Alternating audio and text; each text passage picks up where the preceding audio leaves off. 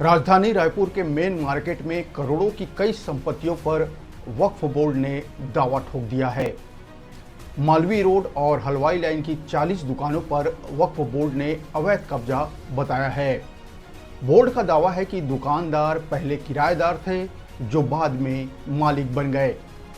वक्फ board ने सभी की रजिस्ट्री शून्य कर फिर से दुकानों को वक्फ बोर्ड के नाम चढ़ाने के लिए कलेक्टर और एसएसपी को पत्र भेजा है।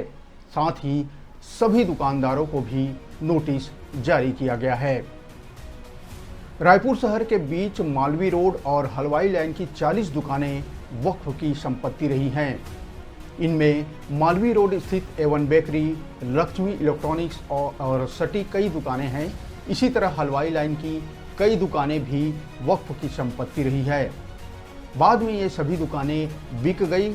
अब वक्फ की संपत्तियों को लेकर देश भर में विवाद चल रहा है और केंद्र सरकार ने कानून भी बनाया है।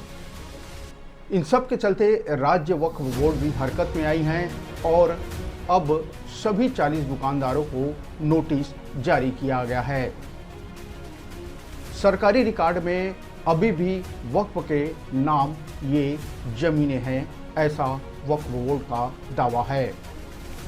वक्फ बोर्ड के अध्यक्ष डॉक्टर सलीम राज का कहना है कि मालवीय रोड और हलवाई लाइन की 40 दुकानें वक्फ की संपत्ति हैं। दुकानदार जो किराएदार थे अब वे मालिक बन गए हैं। वक्फ बोर्ड के पास इसका किरायानामा भी मौजूद है। उन्होंने कहा कि जो रजिस्ट्री है वो फर्जी तरीके से की गई है और ये भी बताया कि सरकारी रिकॉर्ड में अभी भी यह ज़मीनें वक्फ के नाम पर है।